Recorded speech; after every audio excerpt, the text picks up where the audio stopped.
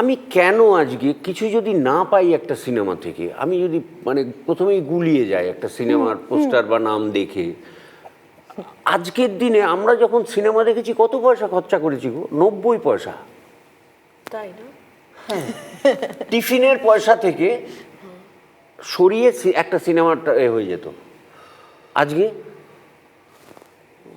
একটা পপকর্ন কিনবে, তোমার দাম কত?